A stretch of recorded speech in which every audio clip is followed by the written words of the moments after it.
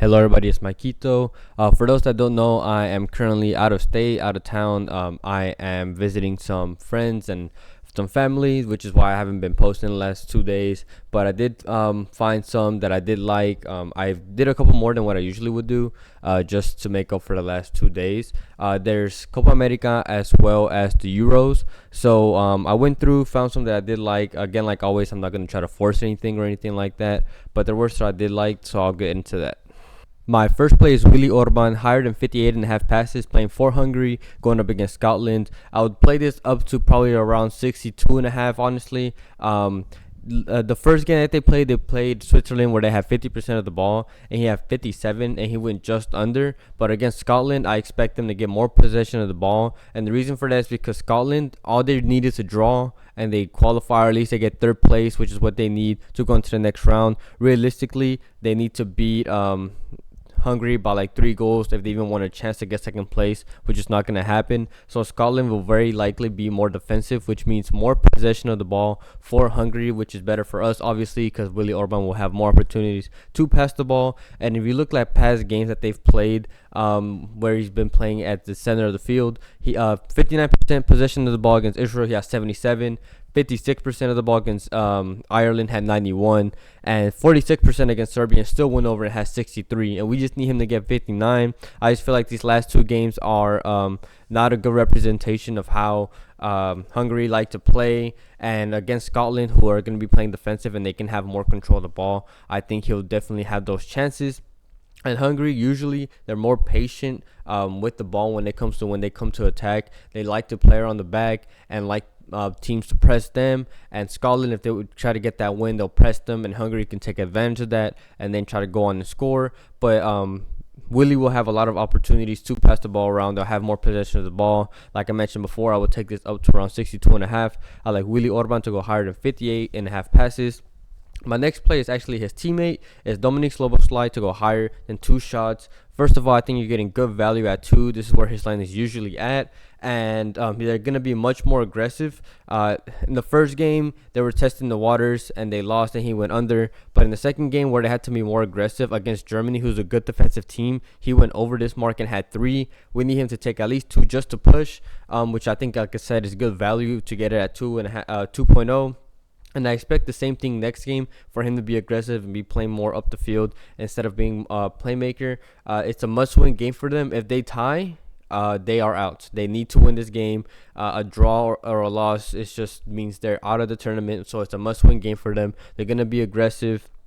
And where I mentioned before with the Willie Orban pick, Scotland will very likely be much more defensive, so which is even better for us. And he's not afraid to shoot. Most of his shots are from outside the box. And Scotland, for the most part, they like to stop opponents from reaching the box, which is like the center of the field inside, which is better for us because he's going to shoot from outside. That's where he likes to take his shots. And at 2.0, where his line is usually at, I'll take that. Like I said, they got to be aggressive. He's going to be up there. He's going to be pressing. I like Dominique Slobos to get higher than 2 shots.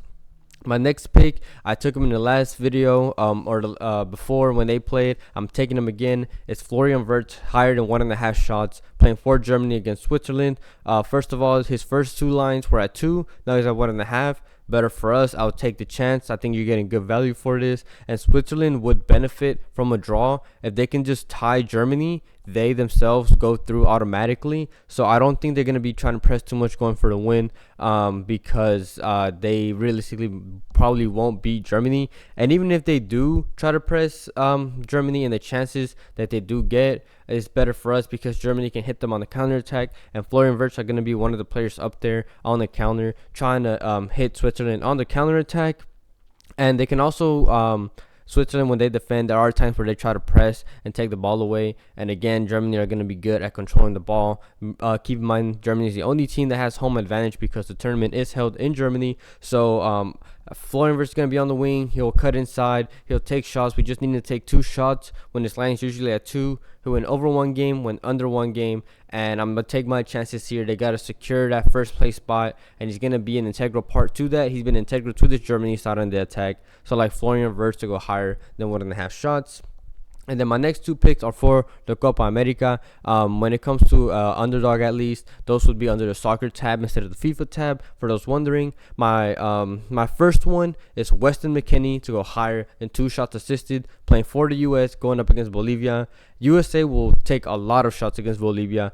He's a box-to-box player who likes to be involved on both sides of the pitch, and is going to be up there contributing to the attack for sure. And if you look at his past games, in this recent game, USA only had 12 shots, and he had 3 of them. He had one shot against, or one shot assisted against Colombia, where they only had 10. And in the other games, USA took 11 shots. He had 4.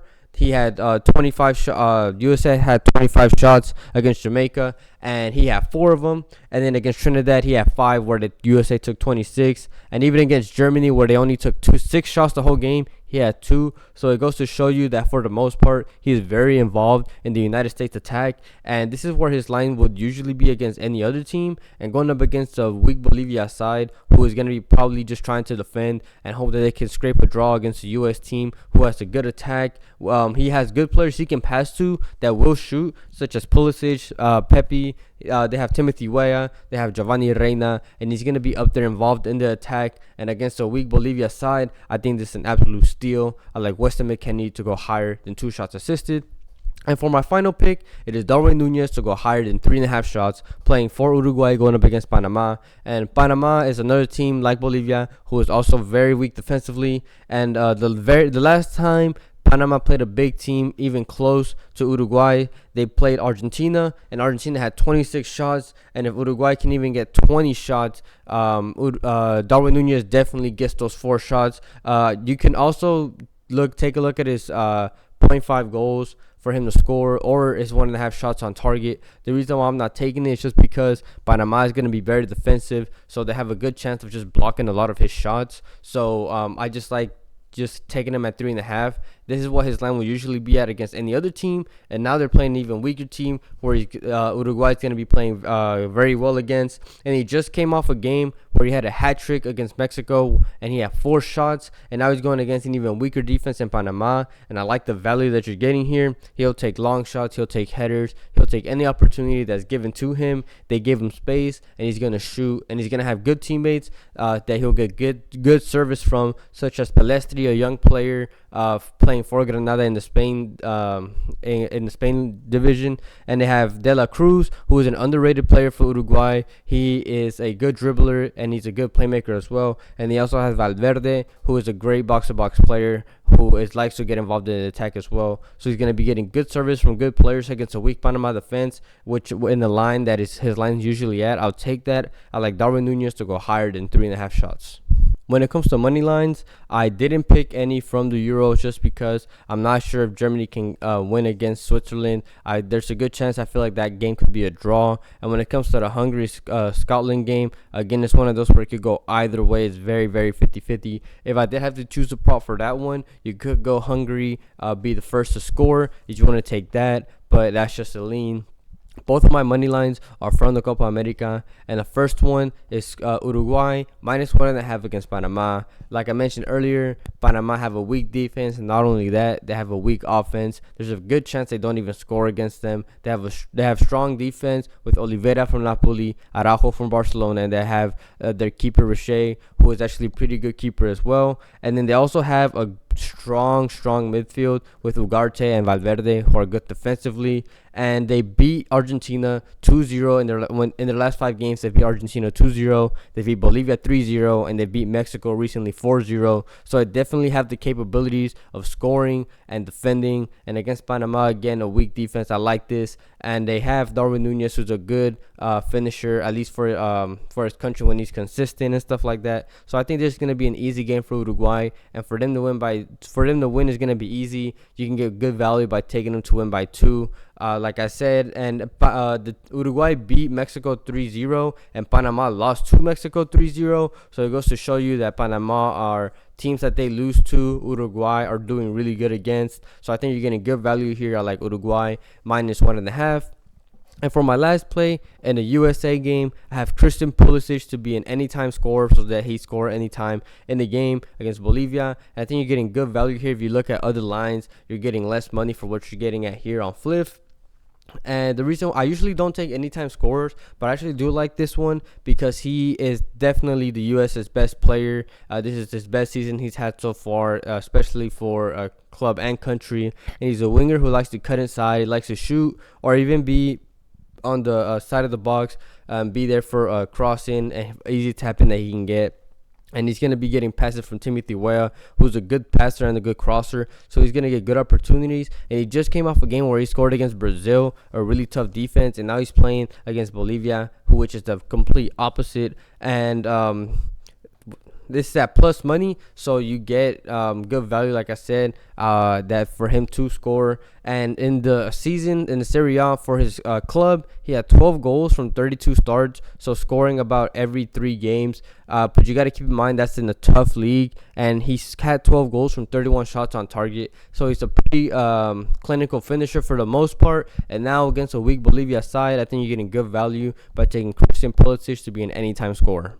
Thank you everybody for watching. I will try to have a video tomorrow, but I'm not sure how that's gonna go because I will be leaving the day after that. So I'm gonna be pretty sleep very early just so I can make the trip back. I might have a couple picks, so I'll try to see if I can get that out early. But like I said, I missed the last 2 days, so I wanted to try to at least find something for you guys. Even if it is late, it's still better than having no picks at all. Would you guys, if you could, leave a like on the video, comment if you can. Any comment helps us, no matter what it is. It helps boost the algorithm and boost the video to more people. But then that, I hope everybody has a good night and a good day, and we can cash out tomorrow.